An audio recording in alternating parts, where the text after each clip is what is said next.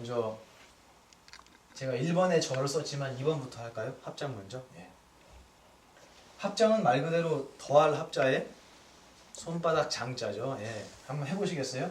이건 오늘은 막 뭘 공부하고 이런 것보다 직접 해보는 시간이니까요. 월가스님, 우리 숙련된 조교께서 네. 도와주셔야 되겠습니다.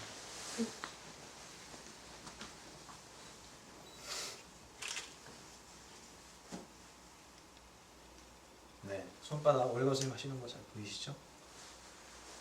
예. 더 이상 나무랄 데가 없을 만큼 완벽하게 지금 합장을 보여드리고 계세요. 예. 네, 잘하셨어요. 저희가 처음 배울 때는 손바닥을 이렇게 모아서 위에서 보든 옆에서 보든 일자가 되게 하고, 근데 그렇게 하려면요 우리 수정거사님처럼 이게 팔꿈치가 올라가야 될 수밖에 없어요. 이렇게 세우면은 이 앞으로 내려가게 되거든요. 바짝 가슴 앞에 오게 하려면, 그리고 요 손목이 직각이 되게 하려면 딱 내려와서 팔꿈치가 약간 앞으로 나온다는 느낌으로 합장을 하게 돼요. 이게 처음 출가했을 때 배우는 합장입니다. 이 자세가 너무 힘든 거예요. 그래서 이걸 이렇게 계속 이렇게 세워놔요. 처음에 힘들죠. 여러분은 그렇게까지 하실 필요는 없고 합장을 자연스럽게 가슴 앞에 모으시는데, 가슴에 이렇게 붙이지 마시고 약간 띄어서 자기 손바닥 하나 정도가 들어갈 수 있게, 선생님 잘하고 계시죠? 손바닥 하나가 들어갈 수 있게 띄워서 두 손을 모읍니다. 예. 요게 합장이에요. 그리고 합장을 하게 되면 당연히 그 뒤에 뭐가 나오죠? 합장? 반배. 그렇습니다. 예. 합장 반배를 하게 되죠. 반배는 말 그대로 이게 절이잖아요. 그죠? 반만 절한다는 거는 합장 반배 보여드릴게요. 네. 잠깐만 계셔보세요, 교수님. 일부러 세워놓으시는 것 같아요. 그래서 이게 옆으로 돌아가세요. 예. 여기서 여러분이 눈여겨보셔야 될 게 이 머리하고요, 등하고 허리하고가 지금 일직선이 돼 있죠, 그죠? 네. 이렇게 하시는 게 맞습니다. 됐습니다, 선생님. 간혹 가다가 작년에도 제가 이런 그림을 그렸는데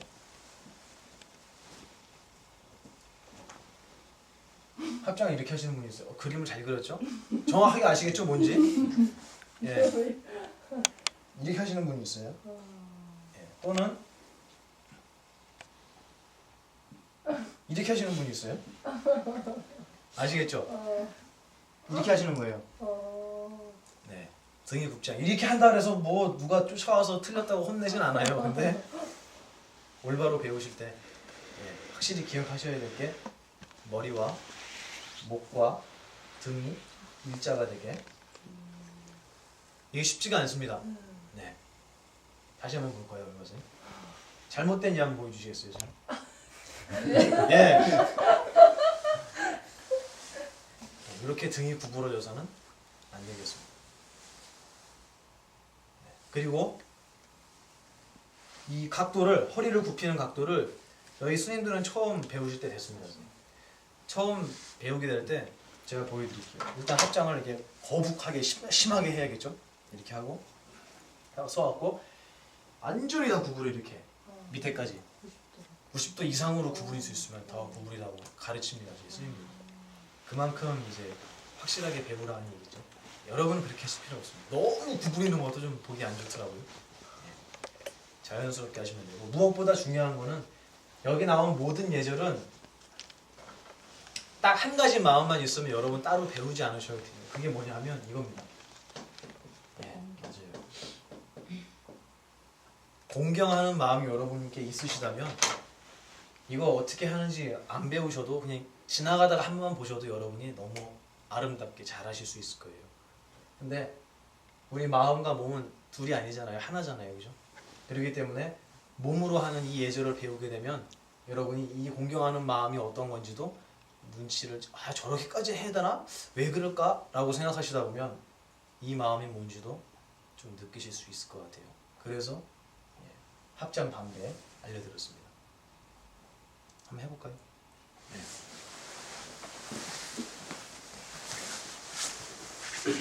발은 항상 모읍니다. 이게 벌리고 합장하면 이상하시네요. 그래서 네, 좀 모양이 이상하죠.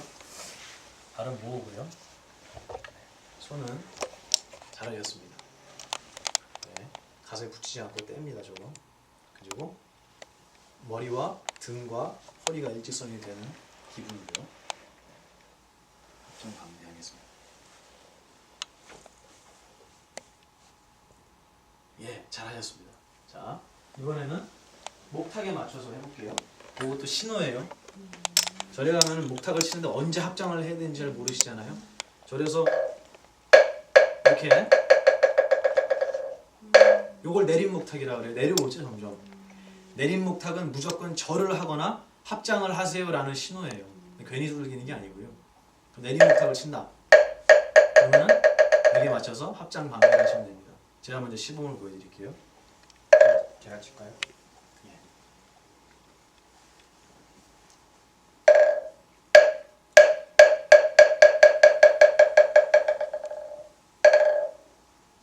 제가 어떻게 하는지 보셨어요? 다시 한번 보여드릴게요.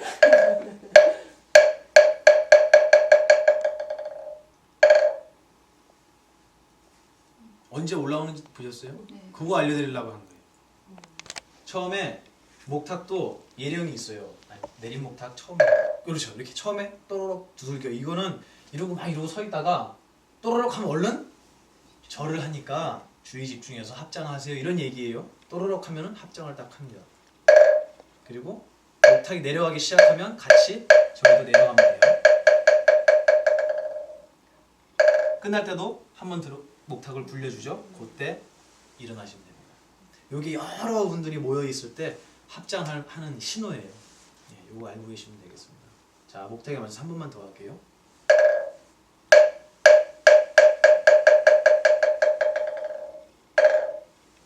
예, 잘하셨습니다. 자, 그리고 이제 합장 뭐 궁금한 거 있으세요? 없습니다. 예. 가끔가다 이제 절에 오래 다니신 분들이 이제 손가락을 다 안 붙이고 이렇게 하거나 이렇게 하거나 예, 그런 분들이 있어요. 근데 이것도 합장법에 있습니다. 하나의 방법인데 저희는 이렇게 다 붙이는 걸로 배우시면 돼요. 그리고 똑바로 세우지 않고 시간이 갈수록 이게 내려오시는 분들이 있어요. 그리고 나중에 스님 보면은 아유 스님 이렇게 절하는 분들이 있어요. 이게 스님들이 많이 그러더라고요. 제가 뵀을 때는 아이고 스님 막 다리를 구부정하게 이렇게 하면서 이렇게 하시는 분이 있어요. 예. 뭐 공경하는 마음이 덜하셔서 그러겠죠. 찔러총이 아니고 세워총입니다. 자, 그 다음에 바로 절로 들어갈게요. 절은 여러분이 배우신 합장, 반배 지우겠습니다. 절은 1배를 하기도 하고 3배를 하기도 하죠. 2번은 잘 안 해요. 자, 절은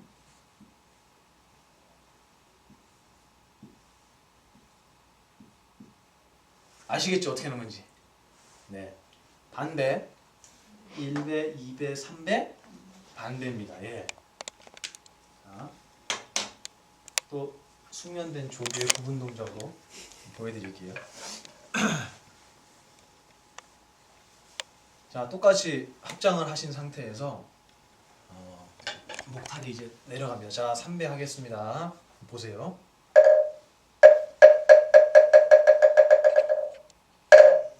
반배는 1배 절하는 것보다 목탁이 좀 짧아요. 그리고 절은 길게 하면 길게 들어가겠죠.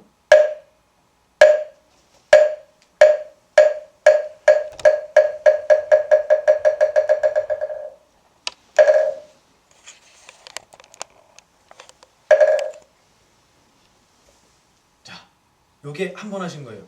목탁하고 잘 들어보세요. 언제 굴리고 손 모양이 어떻게 되는지. 자, 월가스님께서 아까 시범 보이신 설명을 드릴게요. 자, 처음에 절을 할 때 가장 먼저 무릎을 구부리죠. 내려갑니다. 무릎을 구부릴 때 발꿈치는 발은 세웁니다. 제가 보여드릴게요. 뒤에서 앞모습은 이렇고요. 내려갈 때 합장하고 내려갔을 때 이렇게 되죠. 보이시죠? 네, 이렇게 된 상태예요. 그리고 이제 머리를 땅에 대는데요. 내려가시죠. 자, 스톱. 어느 손부터 내려갔죠? 왜 오른손부터 내려가는 줄 아세요? 이거 질문하시는 분이 많아요. 두 손 같이 내려가야 됩니까? 오른손입니까? 왼손입니까?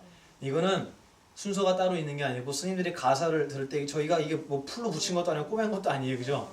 풀어져요. 그래서 요거를 이렇게 접어서 왼손으로 저희가 들고 있게 되거든요. 이렇게 들고 있어요. 잡고 있는 거예요.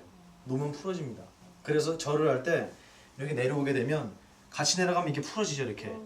그럼 요걸 막기 위해서 왼손으로 가슴에 붙여서 잡습니다. 그리고 합장하고 있다가 잡고 오른손 내려가고 그 다음에 왼손이 내려갑니다. 올라올 땐 반대로 해야겠죠?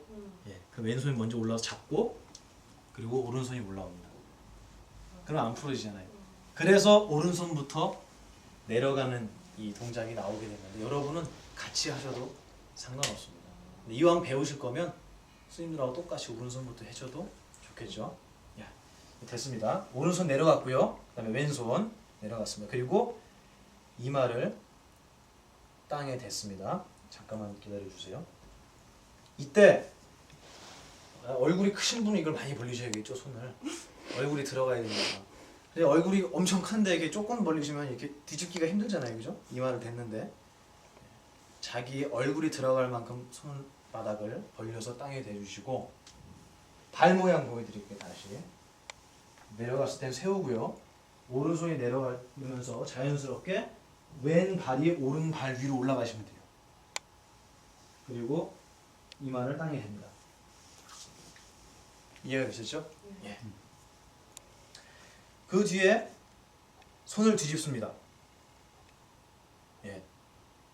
그리고 자기 귀 있는 데까지 손바닥을 올립니다. 이거를 선생님 뭐라 그러죠? 기억나세요? 기억 안 나세요?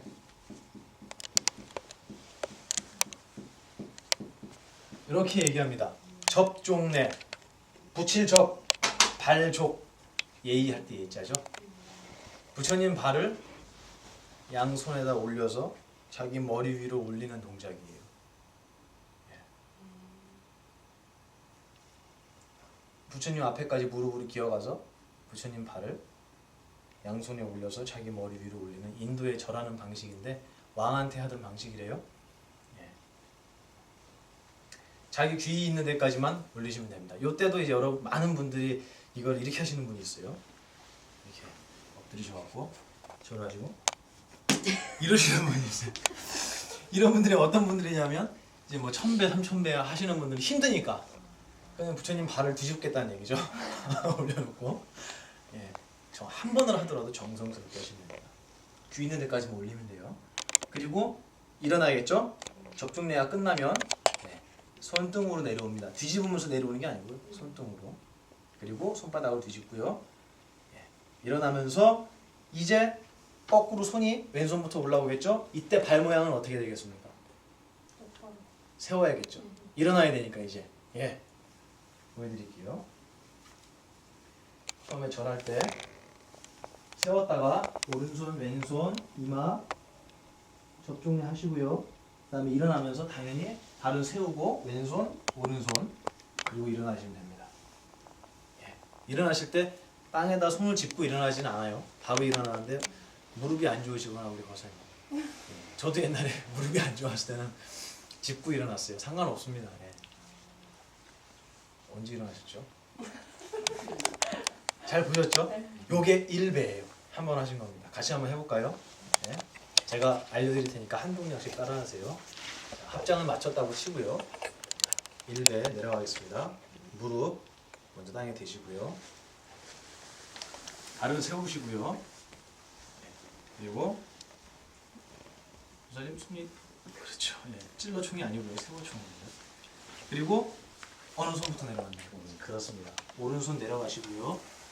왼손 내려가시고 자기 얼굴 들어갈 정도. 예, 그리고 이마를 땅에다가 대시고요. 네, 그리고 엉덩이는 아예 딱 붙입니다. 바짝 바닥에 편안하게 엎드리시면 됩니다. 네, 그리고 두 손을 뒤집어서 자기 귀 있는 데까지 부처님 발을 올린다는 기분으로 올리고 예, 됐습니다. 접종네 잘하셨고 손등으로 내려오세요. 그대로. 그리고 뒤집습니다. 예, 그리고 일어나시면서 왼손 먼저 올라오고요.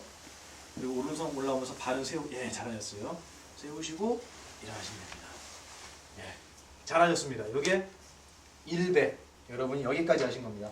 반배, 1배. 2배 한번 해볼까요? 이번에 목탁을 제가 쳐드릴게요. 목탁에 맞춰서 해보겠습니다. 두 번째 절.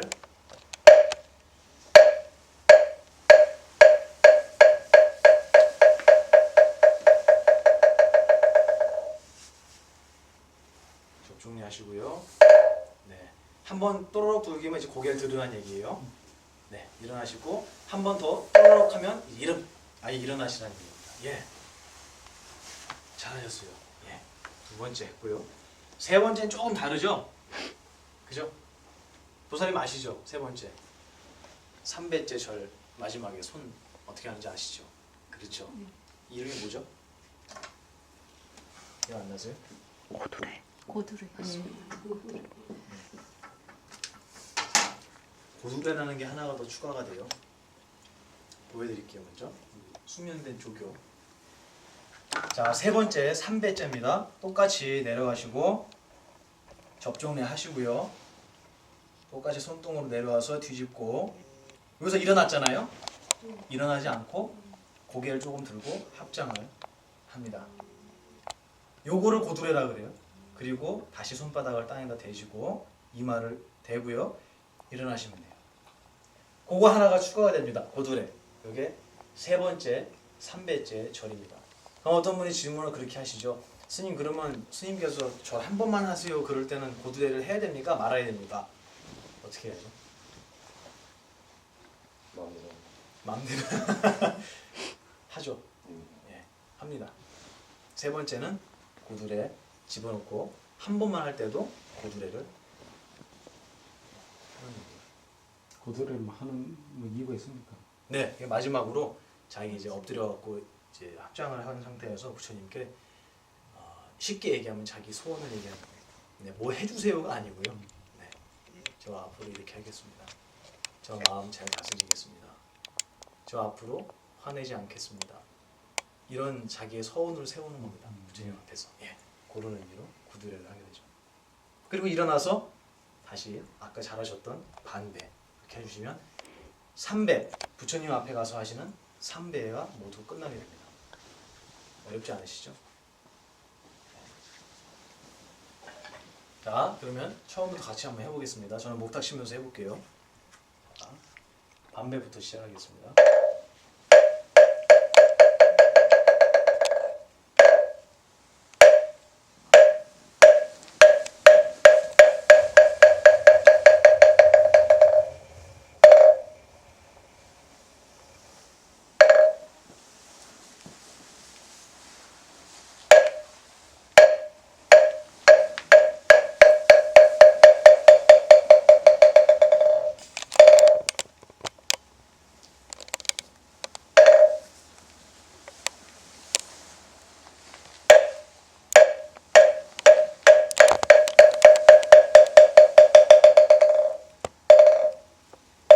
고두래요. 네, 그리고 다시 바닥에 손을 내시고 일어나시면 됩니다.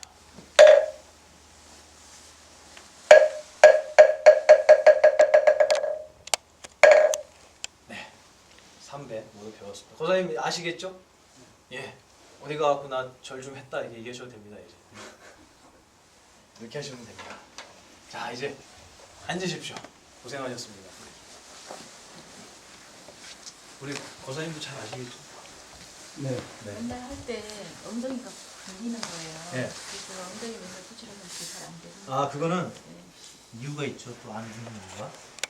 아, 월가스님 또 제가 좀 취해지는 동작은 다 월가스님께 부탁을. 예. 이제 엉덩이를 이제 하늘로 드는 잘못된 절.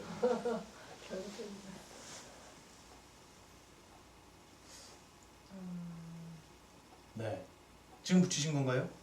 지금 띄었습니다. 아, 이거 굉장히 바람직한 자세인데 이거 더 올리셔야 될 것 같은데. 안 좋은 자세 보시고 예, 됐습니다. 네?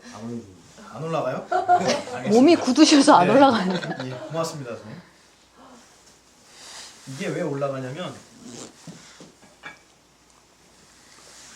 이 손을 뭐 유연하지 못해서도 있겠지만 손을 너무 가까이 붙이실 때가 있어요. 무릎 바로 앞에 내려놓게 되면 여기다 고개를 대려면 당연히 올라가죠, 엉덩이가. 그래서 그렇습니다. 좀 앞쪽으로 하시면 돼요. 그럼 당연히 내려가요. 엉덩이가 내려가죠, 그죠? 예. 그리고 붙이실 때 땅에다가 이제 이마를 대실 때 말 그대로 이마를 대는 거지 이 위에를 대는 게 아니에요. 근데 손을 가까이 붙이게 되면 이 위에를 대게 돼요. 그렇게 되겠죠, 그죠? 가까이 붙이면 이렇게 되잖아요. 그럼 이 정수리를 땅에 대게 되고 그러면 이제 엉덩이가 올라갑니다. 허리가 더 그렇죠. 허리가 굽으면서요. 약간 앞쪽으로 손을 내미시고 이마를 땅에 댄다고 생각하면 고개가 구부러지지 않고 그대로 내려갑니다. 이렇게. 그러면 등도 엉덩이도 이렇게 쫙 펴지게 되죠. 그걸 좀 신경 써서 하시면은 금방 고쳐지실 거예요. 그리고 고도래를 이렇게 하고요. 마지막에 이렇게 하고 네. 또 그 다음에 이렇게 해요? 아닙니다. 그- 고두리 하시고 나서 그대로 바닥에 손을 네, 대시면 아. 돼요. 다시 한번 접종례 하실 필요 없어요. 아까 했으니까. 고두리 하시고 대시고 일어나시면 돼요. 자, 또 궁금한 거 있으세요? 아, 남자하고 여자하고 발은 똑같아요? 제가 그때 사찰에서 그 그림을 볼 때요. 여자 발은 왼쪽 발이 올라오는 게 맞고요. 남자 발은 오른쪽이 올라오는 걸 봤거든요. 그림 보고 이렇게 제가 그렇게 절을 했었어요. 네. 근데 네. 예, 상관없습니다. 어, 왼발이 위로 올라오게. 어. 아까 제가 왼발이 올라온다 네, 그랬죠? 네. 예, 그렇게 하시면 돼요. 그 이거 오른손 왼손 할 때 옛날에 제가 들은 기억으로는 부처님 말씀을 마음에 새기겠습니다 이렇게 생각하고 올리라고 하신 기억이 나거든요. 그러니까 그게 의미가 맞습니까? 아니면 지금 스님 이 가사 때문에 그렇게 하셨다 하는데 네. 옛날에 제가 들은 기억으로는 아, 그렇게 생각하고 이렇게 손을 올리라고 좋죠. 하셨어요. 예, 네. 그렇게 하셔도 됩니다. 네. 자기가 어떤 마음 갖고 하느냐는 자기 절이잖아요. 예, 그 마음까지 저희가 다 똑같이 통일시키진 않죠. 당신께서 생각하시는 마음대로 하시면 되는데 저희가 지금 알려드린 거는 모습을 알려드리는 거죠. 예. 좋은 방법이네요. 그것도. 또 궁금한 거 없으세요? 네. 그럼 다음으로 넘어갈게요. 3번이 법당 출입에 대한 얘기였죠. 보통 전통 사찰에 가면은 법당이 이렇게 가로로 깁니다. 그죠? 그리고 어떤 절은 부처님이 여기 앉아 계신 절이 있고 또 어떤 법당은 부처님이 이렇게 딱 붙어갖고 뒤에 그죠? 둘 다 보셨어요? 예. 그래서 어떤 이렇게 부처님 앞에 모신 법당은 뒤로 돌아갈 수도 있어요. 뒤에 길이 있어서 예, 이렇게 되어 있습니다. 부처님이 앉아 계시고요. 그리고 보통 여기에 문이 뚫려 있죠. 이렇게 여기 뚫려 있고요. 그리고 가운데 이렇게 뚫려 있습니다. 이게 전통 사찰에서 대부분 구조예요. 자, 여기서 우리가 법당을 출입할 때 몇 번으로 들어가야 되는지 혹시 아세요? 1, 2, 3번 골라보세요. 3번? 네. 왜 3번이죠? 잘 모르세요? 1, 3번 1, 3번. 네. 네. 왜 1, 3번이죠? 올라가는 계단이 보통 뭐 작업실에 다 있더라고요. 그렇죠. 오른쪽 올라간 사람은 좀 하고 근데 부처님 왼쪽. 정면으로는 들어가는 게 아니라 네. 그렇게 말씀하셨어요. 예. 더 알려드릴 게 없을 것 같습니다. 제가. 맞습니다. 1번과 3번 아무 쪽이나 이용하시면 되고 1번과 3번 중에 문이 잠겨있는 데가 있을 수도 있어요. 그럼 억지로 그거 뚫고 들어가려고 하지 마시고 반대로 가시면 열려 있습니다. 반대쪽이. 네. 어느 쪽이든 상관없습니다. 근데 중요한 건 2번으로는 들어가지 않습니다. 부처님께서 앉아 계신 이 가운데를 가상의 선을 다 그리세요. 부처님이 앉아 계신 선을. 요 빗금친 요 부분을 뭐라고 하죠? 모르세요? 요 빗금친 부분을 이렇게 얘기합니다. 어간이라고. 사실 이거는 불교 용어는 아니에요. 원래 임금 앞에 있는 데가 어간이라고 그러잖아요. 어찌됐든 여기를 어간이라고 부르고 여기는 서지도 않고요. 여기는 이 자리는 서지도 않고 앉지도 않고 걷지도 않습니다.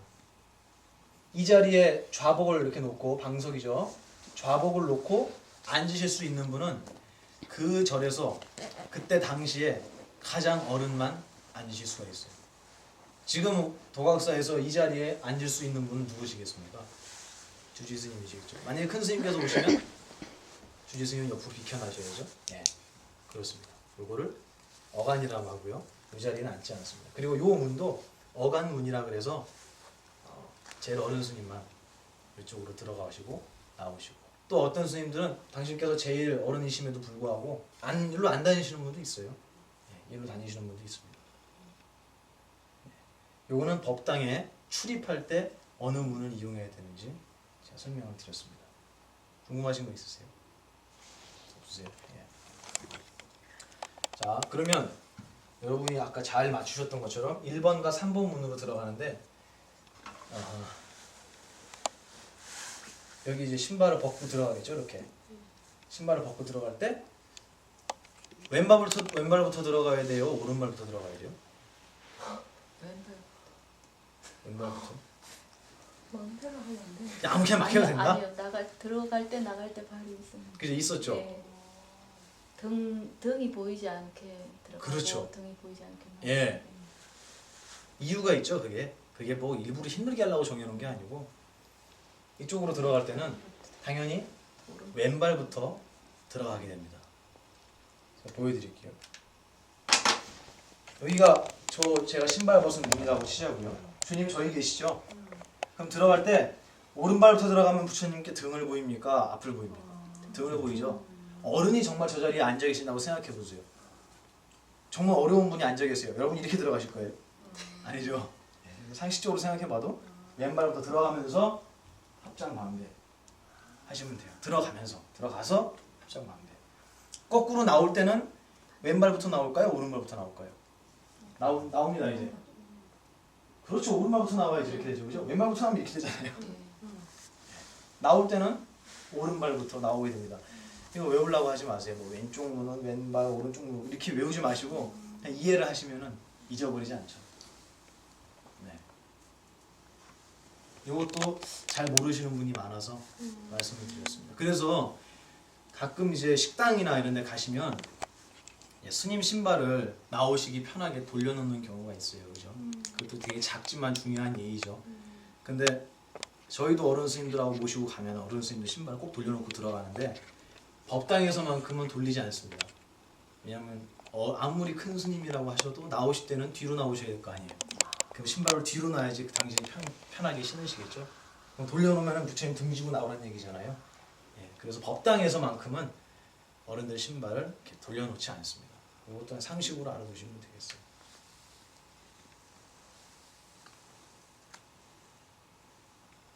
또 궁금한 거 있으신가요? 없으세요? 자, 법당 출입할 때 예전에 말씀드렸어요. 여기서 왼발로 들어가지. 이쪽은 그럼 어떻게 되겠습니까? 당연히 오른발이죠. 그죠? 오른발에 들어가야 부처님을 보고 들어가는 거예요. 나올 때는 당연히 왼발부터 나와야겠죠. 조금만 생각해 보시면 다 아실 겁니다. 그리고 이 안에서 가끔 이제 만약에 좌복이 방석이 이쪽에 쌓여져 있다. 그럼 일로 들어가갖고 지나가야 되는데 어간은 걷는 게 아니라 그랬잖아요. 아, 일로 나가고 다시 돌아갈까? 봤더니 여기 문이 잠겨 있어요. 그러면 방석 없이 절을 해야 되나요? 허리를 그렇죠. 들어가야 되는데 지나가야 되는데 어간을 지나갈 때는 원래 저희는 스님들은 어떻게 배우냐면 여기 지금 가운데 이렇게 아무도 안 앉아 계시죠? 여기 어간이라고 치면 어간을 만약에 제가 지나갑니다. 그러면 법당에서 항상 발 뒤꿈치를 들고 다니죠. 그리고 지나가다가 어간이 가까이 오면 좀 이렇게 절을 하고 합장만배하고 지나가서 다시 합장만배하고 이렇게 지나가게 배워요 스님들은. 근데 그렇게까지 여러분 하실 필요는 없고 가실 때 어간을 지나갈 때가 됐다 그러면 그냥 손만 모으시고 합장만배하고 이렇게 지나가시면 돼요. 예. 마찬가지입니다. 왔다 갔다 하실 때는. 그리고 또 하나는 요거는 제가 여담인데 좌복이 이렇게 안 깔려 있으면 여러분이 아무 때나 갖다가 이렇게 깔아 놓으셔도 돼요. 대중이 있다면, 근데 아무도 없고 자기 혼자 하는데 뭐 좌복을 깔 일은 없잖아요. 그리고 또 하나 좌복을 깔아놓고 여기 내 자리라고 맡아놓는 분이 있어요. 그래갖고 누가 옆에 앉으면 아유 거기 앉으면 안 되고 선생님 막 이래. 왜 그래? 막 내 친구가 맡아놨대요. 그런 거는 안 하셔도 되겠죠. 그렇습니다. 법당 출입 예절은 제가 대충 다 말씀드린 것 같네요.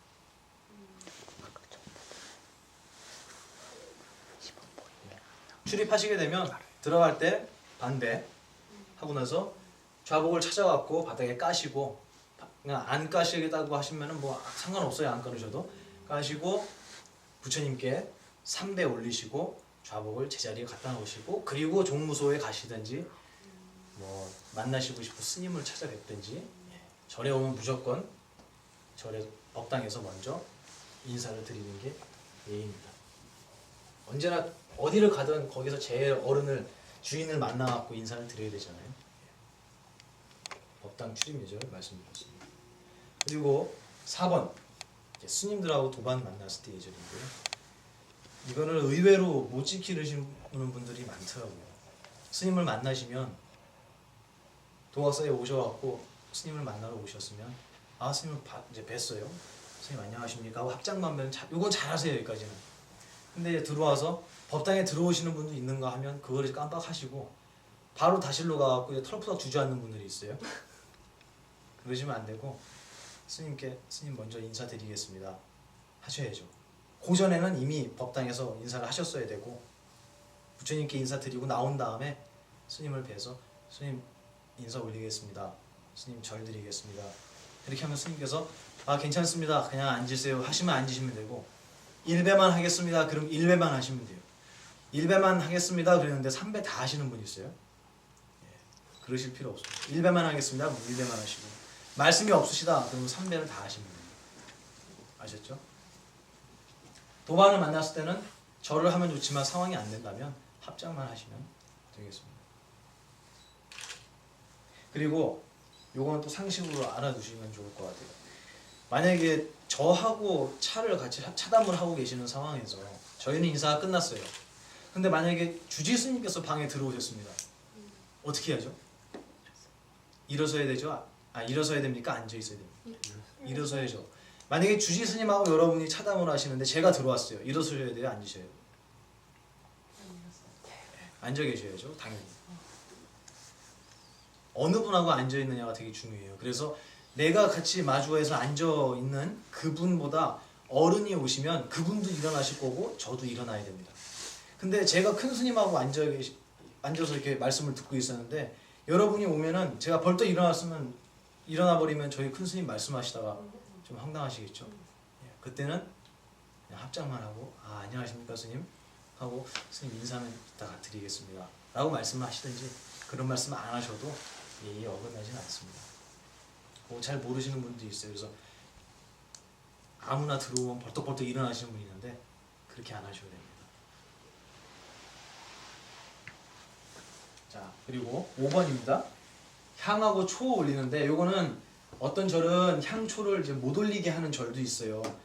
건물이 오래 노후가 되고 그렇게 되면 화재의 위험이 있기 때문에 성냥이나 라이터 같은 거를 아예 저희가 갖다 놓지는 않죠.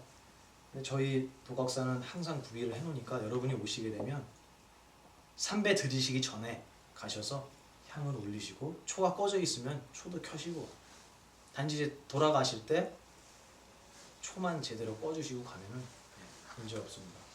향하고 초 올리는 법 제가 알려드릴게요. 뭐 크게 복잡하진 않은데요. 이것도 모르시면 어떻게 해야 될지 모르는 분이 있어요. 법당에 들어오셔서 합장하고 들어오셨죠? 그럼 이제 앞으로 나갑니다. 여기 부처님이 앉아 계신 여기를 상단, 그리고 왼쪽 오른쪽이 있는데 신중단이라 그래요. 신중 말 그대로 신들이 무리지어 모여 있는 거예요. 태화를 보시면 알아요. 이렇게 엄청 많이 계시죠? 저기를 신중단이라 그래요. 네.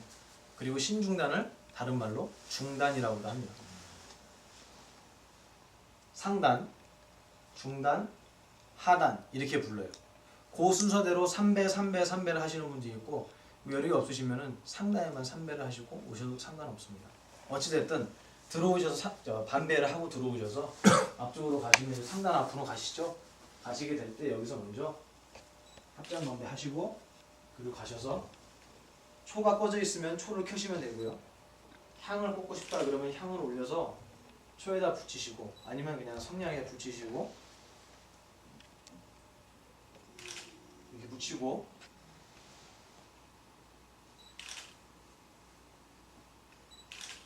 꽂고요. 다시 합장 반배하고 이렇게 뒤돌아서 나오지 마시고 상단 나올 때까지만 뒷걸음질로 나오시고 그 다음에 다시 반배하시고 가시면 돼요. 안 어려우시죠? 가서 반배, 향 꽂고 반배, 나오면서 반배, 그리고 나오시면 됩니다. 향초 올리는 거. 어떤 분들이 이런 분들이 있어요. 저 대전에서 실제로 있었던 일인데 이제 늦게 법당에 오신 거예요. 어떤 보살님이. 근데 보니까 초가 켜져 있어요. 그냥 가고 훅 하고 다 불어서 꺼버려요. 그리고 자기가 다시 켜. 진짜 있었던 일이에요. 내가 켜겠다 이거죠. 나 말고 누가 초를 켜 감히 내가 켜야 되는데 이런 분들이 있어요. 여러분 그러지 마시고 누가 켜놨으면 그런가 보다 하시고 또 좀 더 심하신 분들은 당신이 들고 온 초 있잖아요. 공양으로 된 초. 저기는 초 다 뽑아버려요. 다 뽑아서 두고 자기가 갖고 온 거 불 붙여서 올린단 말이에요. 그렇게 안 하셔도 괜찮습니다. 향도 이제 남이 켜놓은 걸 끄는 사람도 있는데 안 그러셔도 돼요. 그리고 이제 향이 많이 올라가 있다, 여러 개 꽂혀 있다 그러면 굳이 안 피우셔도 괜찮습니다. 연기가 많으니까. 그리고 근데 스님 질문 있는데 향을 이렇게 붙였잖아요. 붙여서 스님 이렇게 머리로 위로 이렇게 하는 거예요? 네, 이렇게 잡고 자기 이마에다가 이렇게 우리 적종내 고들이 하듯이 똑같이 그런 마음으로 하시면 돼요. 끄실 때 이렇게 불이 붙어 있잖아요, 향에. 막 이렇게 하시는 분이 있어요. 왜 이러고 그러지 마시고 그냥 위아래로만 향이 이렇게 서 있으면은 이렇게 흔들면 잘 안 꺼지더라고요. 위아래로 흔들면 한 번만 이렇게만 탁 꺼져요. 그걸 막 후 안 꺼진다고 막 이러지 마시고 그래서 꽂으시면 돼요. 또 하나 제가 빠뜨렸는데 저렇게 공약물을 갖고 오신 경우 있어요. 힘들면 굳이 그 위에 안 올리셔도 돼요. 저희 도각사는 지금 저 불단이 좀 낮죠. 높은 데가 있어요. 이렇게 높은 데가 있어요. 그럼 그 쌀 지공을 그 위에다 올리면 얼마나 힘들겠어요, 그죠? 그렇게 안 하시고 바닥에 두셔도 됩니다. 자, 그리고 6번째 전화. 이거는 절마다 조금 다를 수도 있을 것 같습니다. 근데 저희 도각사 기준으로 말씀드릴게요.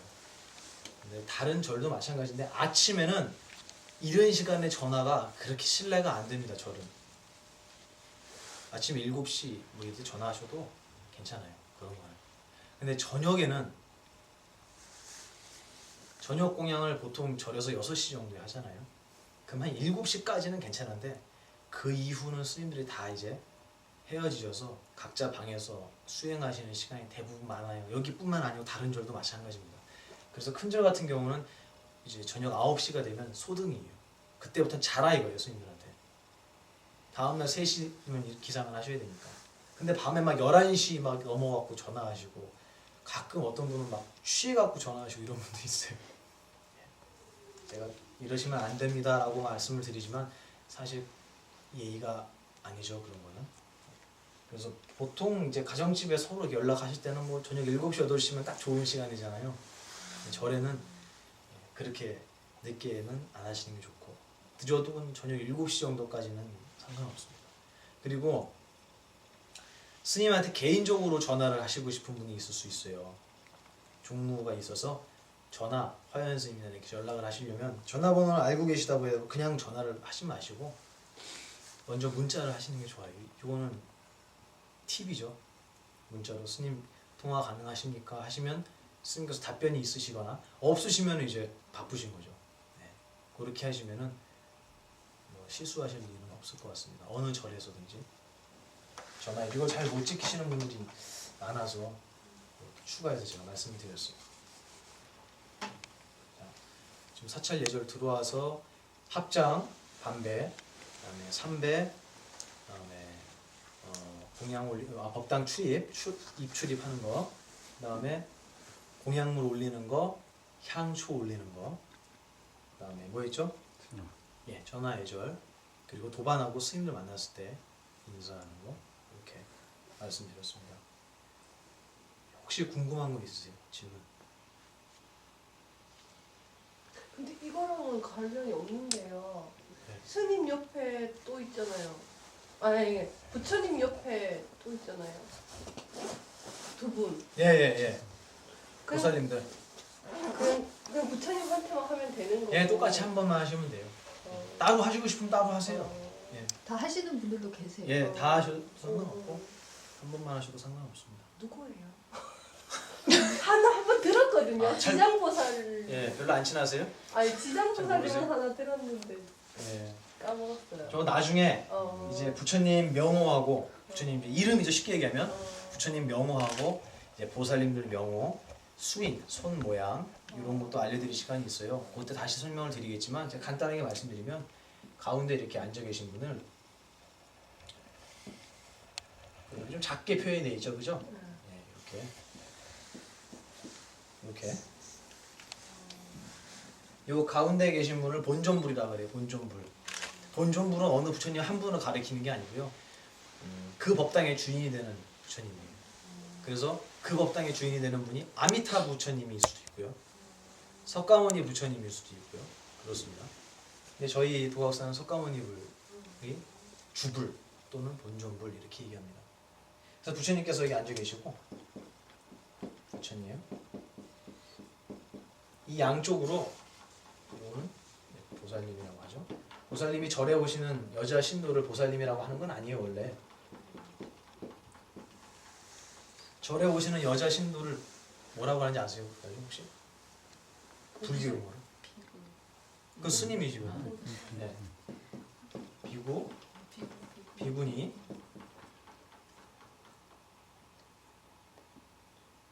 모르세요? 우바세 우바이 이렇게 얘기해요. 요거를 예 절에서 이게 대중들을 부르는 이름이에요. 이건 뭐 스님들이고 우바세 우바이는 참 흔히 못 들으셨죠, 그죠? 예, 우바세는 이제 남자 신도, 우바이는 여성분들 여성 신도를 얘기합니다. 근데 요거를 이제 이렇게 안 쓰고 우리는 이제 한국 불교에서는 우바세를 거사님 이렇게 부르죠. 우바이를 보살님 이렇게 부르는데 뭐 틀린 말은 아니지만 원래 이 불교에 나온 표현은 우바세 우바이라는 말을 써요. 기억해 두시면 좋을 것 같고요. 이렇게 해서 얘기에서 좀 벗어났죠. 부처님이 계시고 양쪽에 보살님들이 계신데 이분들을 이렇게 얘기해요. 협시보살 이렇게 얘기합니다. 협시보살 옆에서 모시는 거예요. 이게 또 무슨 뜻인지도 역시 다음에 알려드릴게요. 누구시냐고 물으셔갖고 이제 그거는 이제 부처님 불상을 보고 또는 보살상을 보고 어떤 분이다, 관세음 보살님이다, 지정 보살님이다 이런 것도 구분하는 법도 다 그때 알려드리겠습니다. 이렇게만 알고 계시면 돼. 일단 부처님 가운데 계신 분은 부처님, 양쪽엔 무슨 보살님 이렇게 앉아 계십니다.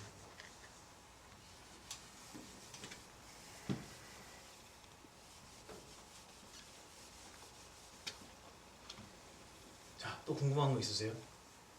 우리 거사님은 절하시는 것도 아까 잘 모르신다 그러셨잖아요. 네. 오늘 좀 많이 해결이 되셨어요? 또 뭐 이건 좀 잘 몰랐던 건데 평소에 궁금하시던 건 없어요? 다 모르니까요.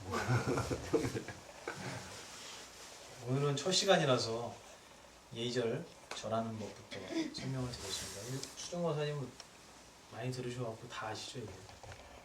네, 저기 듣는 것도 있지만 실생활에서 잘 하는 것도 해야지. 그래 내 거에 될 거라고 생각. 예. 역시 좀 들으신 분은 뭔가 대답이 달라요. 맞아요. 이 정도 얘기는 해줘야지. 죄송합니다. 잘했어요.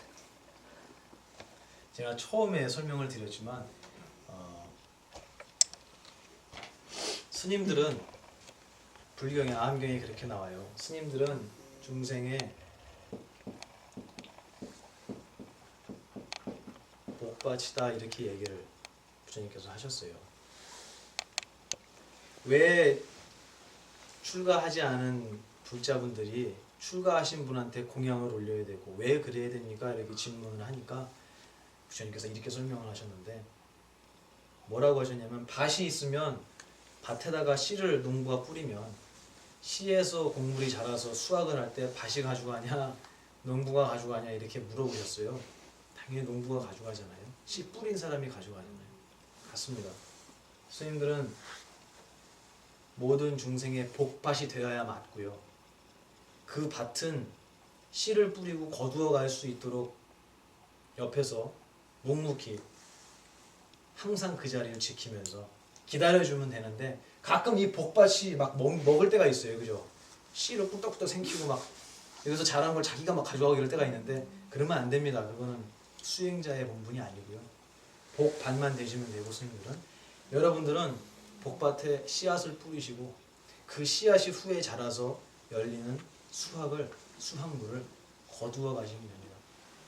그래서 절에 오시면 스님들께 항상 공경을 하는 이유가 물론 부처님의 말씀을 전해주시고 내가 하지 못한 공부를 미리 당신 인생을 버리시고 미리 공부해서 대가 없이 알려주시는 정말 좋은 분들이기 때문에 공경을 하는 것도 맞지만 공경하는 그 마음과 감사해하는 그 마음이 곧 자기의 씨앗이 돼요.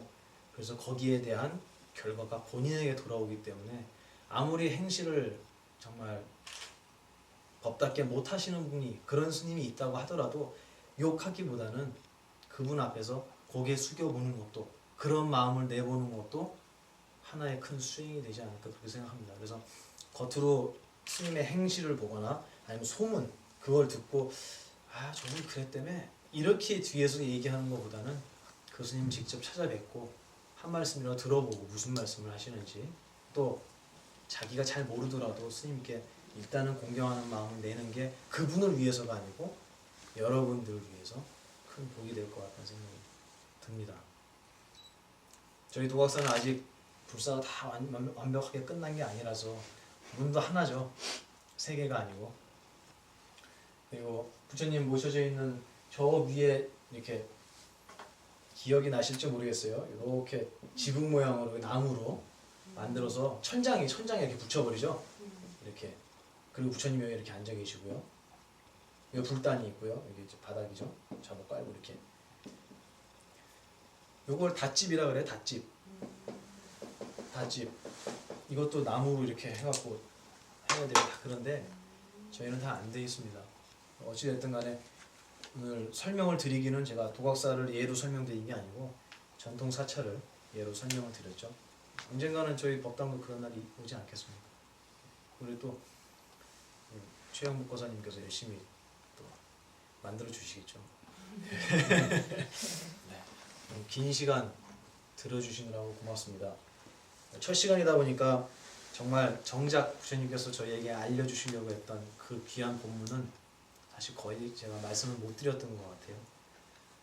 그거에 앞서서 우리가 반드시 알아야 할 귀한 어떤 방편이 되는 사찰 예절에 대해서 말씀드렸습니다. 이거는 안 들으셔도 수행에 크게 뭐 잘못되진 않을 거라고 생각되지만 한편으로는 반드시 알고 가셔야 될 부분이라고 저는 그렇게 생각하고 있어요. 그래서 1강으로 사찰 예절에 대해서 설명을 드렸습니다. 저는 물러났고요. 월가스님께서 아까 숙련된 조교 월가스님께서 또 하신 말씀 있으시면 잠깐 그렇게 마치겠습니다. 일단 긴 시간 동안 앉아 계시느라고 고생하셨고 감사합니다. 여러분 마음속에 항상 공부하는 마음, 공경하는 마음이 있으시면 제가 처음 말씀드렸듯이 따로 이렇게 노력하지 않으셔도 자연스럽게 그 모양과 그 기품이 이렇게 몸에서도 묻어날 거라고 생각을 합니다. 먼 길 오셔서 들어주시느라고 고맙습니다. 성불하십시오.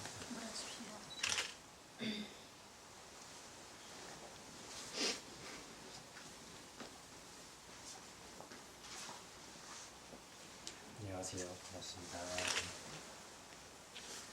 먼 길이 이렇게 먼 길이 아니신 분도 있는데 먼 길에 오시느라고 고생 많이 하셨어요. 그리고 첫 시간을 오늘 보만스님께서 이제 올 한 해 법회를 여신다고 이렇게 열어주셨는데 이 소중한 자리에 참석하신 여러분들 굉장히 환영합니다.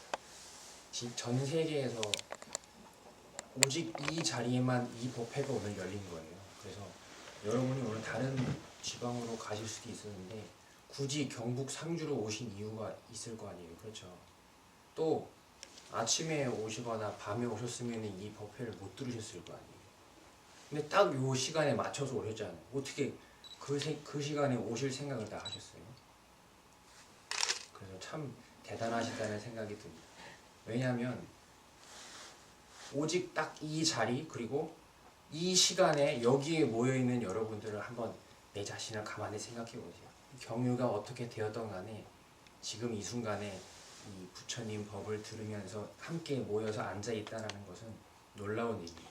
스스로를 대견하다 이런 생각을 자꾸 반복해서 하시기를 바랍니다.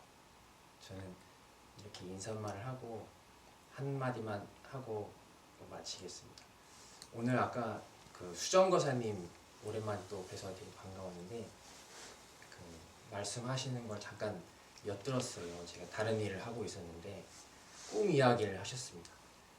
그 꿈속에서 꿈인 것을 알아차렸다라는 말씀을 하셨습니다. 이 다실에서 하신 이야기인데 그래서 그때 거사님께서 뭔가 스스로에게 그 시험을 해본다라고 제가 들었는데 대충 어떤 내용이었죠? 꿈속에서 꿈이구나라는 것을 안 다음에 무슨 생각을 하셨다고? 생신지 확인해보려고 꿈인지 네, 확인해. 네. 그러니까 실제 꿈하고 실제 꿈하고 그 선생님께서 말씀하신 게 잘 때 꿈 꾸는 거하고 생시하고 하나도 다른 게 없다라고 네. 말씀을 많이 하셔서 네. 꿈에서 꿈인 거 알았으니까 생시하고 어떻게 똑같은가 좀 어떻게 아픈지 확인을 해보려고 했던 것 같아요. 네.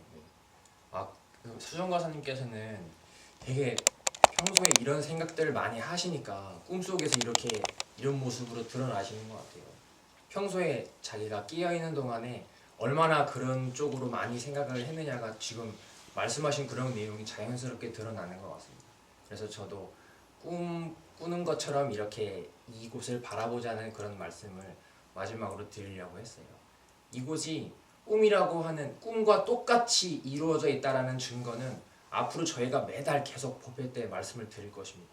그리고 잊어버리시면 또 말씀드리고 모르시는 분들에게는 이곳이 그러하다.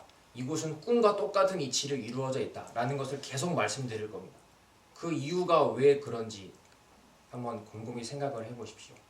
스님들께서 부처님께서 왜 자꾸 이곳을 진실된 것이 아니고 꿈과 같다라고 계속 말씀을 하시는지 스스로 한번 생각해 보시기 바랍니다. 이것은 다른 누구를 위해서가 아니고 여러분 스스로를 편안하게 해주기 위해서 이 말씀을 계속 해주시는 거예요. 그리고 지어내는 말이 아니고 진짜로 이곳이 꿈과 똑같은 이치입니다. 이 예를 딱 하나만 들어보면 꿈속에서 최영복 거사님 꿈 가끔 꾸시죠? 매일 꾸죠. 매일 꾸시죠. 그러면 꿈속에서 수많은 광경들이 드러날 때 그 광경들이 드러나는 것은 누구의 정신 속에 있는 광경이겠어요? 제 정신. 거사님 스스로의 정신 속에 있는 광경입니다. 신기하게도 이 바깥에 드러나는 것 같지만은 이것이 스스로의 정신 속의 한 일부분이라는 이야기예요. 그러면 꿈속에 일어나는 모든 일들은 알고 보니 깨어나서 이렇게 반추를 해보니 내가 만들어낸 것이었구나 이걸 깨닫게 되는 것입니다. 꿈속에서 또 그 광경들을 바라보면서 막 수많은 생각들을 합니다. 수정거사님처럼 시험을 해보기도 하고 수많은 생각들을 해보는 것도 역시 스스로의 정신이라는 이야기예요. 제가 지금 이 얘기를 왜 드리냐면 오직 스스로밖에 없다라는 얘기를 드리려고 하는 것입니다. 이 온 세상에는 여러분 스스로밖에 없습니다. 그래서 이 앞에 드러나는 것들도 여러분 스스로가 빚어내는 일들이고 지금 이 순간이 바로 여러분 정신 속에만 들어있는 것이라는 것을 여러분이 조금씩 알게 되신다면은 꿈은 혼자 꾸는 거구나. 지금은 혼자만 느끼는 거라는 사실이 바로 꿈과 똑같은 부분이에요. 어느 누구도 지금 이 여러분의 꿈속에 개입하지 않습니다. 누가 내 꿈속에 딱 들어왔다? 그것은 누구 꿈이겠어요? 끝까지 여러분 스스로의 꿈입니다. 혼자 꾸는 꿈, 굉장히 멋있고 깊은 의미가 들어있는 말인데 여러분 오늘 집에 돌아가실 때 무슨 일이 있었던 간에 앞으로 어떤 것이 펼쳐지든 간에 나 혼자에게만 있는 일이구나. 이게 되게 중요한 이야기고요. 또 그 혼자에게만 있는 일이 꿈과 같은 것이구나. 진실된 것이 단 한 가지도 없구나. 이거를 생각해 보시면서 돌아가시는 길이 되셨으면 좋겠습니다. 저희가 말씀드릴 내용은 이 내용을 절대로 벗어나지 않아요. 지금 이 순간 당장 편안해지는 법문을 앞으로 계속 펼쳐드릴 예정입니다. 오늘 짧은 이야기 들어주셔서 감사하고 또 오늘 배우신 사찰 예절 같은 것들이 여러분이 앞으로 배우실 그 지금이 꿈과 같은 오직 혼자 꾸는 이러한 광경이라는 이 경치를 계속 가슴에 담고 계신다면은 저절로 확장이 되고 저절로 스님들만 보면은 웃음이 나오고 자꾸 스님들을 만나러 가고 싶고 그렇습니다. 순서가 그렇게 되는 거라고 저는 말씀드리고 싶어요. 길지 않은 이야기 들어주셔서 고맙습니다. 조심해서 들어가시기 바랍니다. 들어가십시오.